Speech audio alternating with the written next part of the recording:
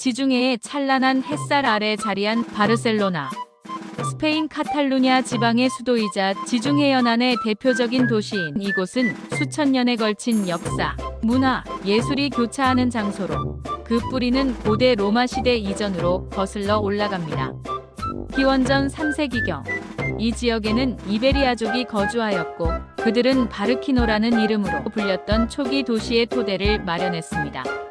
이후 로마 제국이 이 지역을 정복하면서 바르키노는 본격적인 로마 도시로 발전했고 고대 로마의 도시계획 양식에 따라 구조화된 도로망과 성벽, 공공광장 등을 갖추게 되었습니다. 현재도 바르셀로나의 고딕 지구에 가면 당시의 로마 유적과 흔적들을 생생하게 확인할 수 있으며 이는 바르셀로나가 단순히 현대 도시가 아닌 고대와 현대가 공존하는 역사적 유산의 도시임을 보여줍니다. 서기 5세기 말 로마 제국의 쇠퇴와 함께 이베리아 반도는 게르만족인 서고트족의 지배를 받게 되었고 바르셀로나도 그 지배하에 들어가 한때 서고트 왕국의 수도 역할을 하기도 했습니다. 그러나 8세기 초 무어인들이 이베리아 반도를 침공하면서 바르셀로나는 이슬람 세력의 통치를 받게 되며 그 영향은 짧았지만 도시의 문화적 다양성과 다층적인 정체성 형성에 중요한 기반이 되었습니다.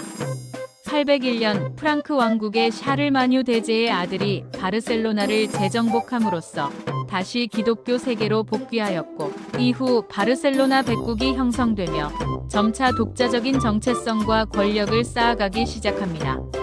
이 바르셀로나 백국은 중세 시기에 카탈루냐 공국으로 발전하게 되고 바르셀로나는 지중해 무역의 중심지로 떠오르며 경제적 번영을 구가합니다. 중세 후기 바르셀로나는 아라곤 왕국과의 결합을 통해 더욱 강력한 세력을 구축하게 됩니다. 1137년 카탈루냐 공국의 공작이 아라곤 왕국의 공주와 결혼하면서 두 지역은 정치적으로 통합되고 이는 훗날 스페인의 통일, 왕국 형성의 중요한 전환점이 됩니다. 아라곤 카탈루냐 연합왕국은 지중해를 장악하며 이탈리아, 그리스, 북아프리카까지 해상제국을 확장해 나갔고 바르셀로나는 그 중심 도시로서 문화와 상업, 해양교역의 요충지로 기능했습니다. 이 시기에는 도시 곳곳에 고딕 양식의 성당, 상업건물, 길드회관이 세워졌고 바르셀로나의 고딕 지구에 오늘날까지도 남아있는 이 건축물들은 당시의 번영을 잘 보여주는 증거입니다. 그러나 15세기 후반 카스티아 왕국과의 통합으로 스페인의 통일이 이루어지면서 중심 권력이 마드리드로 옮겨가게 되고 바르셀로나는 상대적으로 정치적 입지를 잃게 됩니다. 특히 1714년 스페인 왕위 계승 전쟁에서 바르셀로나는 카를 대공을 지지했으나 결국 패배함으로써 도시의 자치권과 카탈루냐의 독자적 법 체계가 스페인 중앙정부에 의해 철폐되는 큰 전환점을 맞이합니다. 이 사건은 오늘날까지도 카탈루냐인들에게 깊은 역사적 상처로 남아있으며 매년 9월 11일 카탈루냐 국경일로 기념되고 있습니다. 산업혁명기를 맞이한 19세기 바르셀로나는 스페인 내에서도 가장 먼저 산업화를 달성한 도시 중 하나로 급격한 경제 성장을 이루게 됩니다. 특히 방직 산업이 발달하였고 무역과 제조업 중심의 도시로 거듭나며 인구가 급속히 증가하게 됩니다. 이 시기는 르네상스 카탈라나로 불리는 문화 부흥의 시대이기도 하며 문학, 미술, 건축 등 다양한 예술 분야에서 카탈루냐의 자긍심과 정체성이 꽃피운 시기였습니다. 이 가운데 바르셀로나를 대표하는 인물로 떠오른 인물이 바로 안토니 가우디입니다. 가우디는 자연과 종교에서 영감을 받은 독창적인 건축물들을 남기며 바르셀로나의 도시 풍경을 완전히 바꾸어 놓았고 그 대표작인 사그라다 파밀리아 성당은 오늘날에도 세계적인 건축 유산으로 손꼽히고 있습니다. 이 외에도 구엘공원, 카사밀라, 카사바티오 등 그의 작품들은 바르셀로나의 상징이 되었습니다.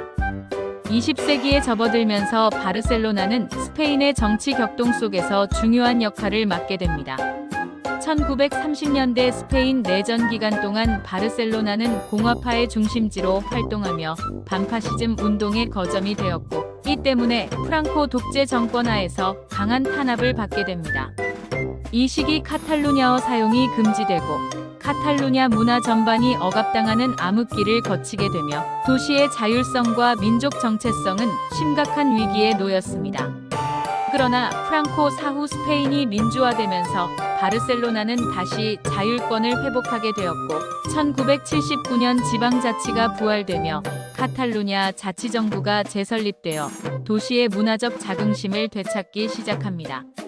바르셀로나의 글로벌 무대에서의 재도약은 1992년 하계 올림픽을 계기로 본격화됩니다. 이 올림픽은 도시 재생의 기폭제 역할을 했으며 항만 재개발, 해변 정비, 도로 및 공공시설 확충 등 도시 인프라가 전면적으로 개선되었습니다. 이를 통해 바르셀로나는 전 세계인이 찾는 관광 도시로 급부상하였고 스포츠, 예술, 건축, 디자인의 메카로서 명성을 얻게 됩니다. 특히 FC 바르셀로나 축구팀의 세계적 인기는 도시의 브랜드 가치를 한층 끌어올렸고 메시, 사비, 이니에스타 등 세계적인 선수들이 활약하며 스포츠와 도시 정체성이 강하게 연결되기도 했습니다.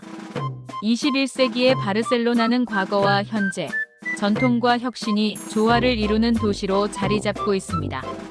스마트 시티, 지속 가능성, 디지털 인프라 구축 등 미래 도시로의 전환을 적극적으로 추진하고 있으며 동시에 카탈루냐의 독립 문제는 여전히 뜨거운 정치적 쟁점으로 남아 있습니다.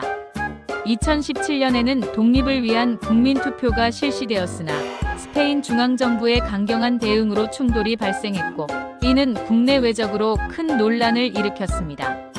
이러한 정치적 긴장 속에서도 바르셀로나는 여전히 문화, 예술, 학문, 기술, 관광 분야에서 세계를 선도하는 도시 중 하나로 존재감을 발휘하고 있습니다. 도시 전체가 하나의 박물관과도 같은 바르셀로나, 그 오랜 시간에 켜켜이 쌓인 이야기는 지금 이 순간에도 계속 쓰이고 있으며 이 도시를 찾는 모든 이에게 역사의 숨결과 예술의 감동을 동시에 선사하고 있습니다. 시니어 지식클럽 세계의 도시, 구독과 좋아요 부탁드리고요. 다음 편도 기대해주세요.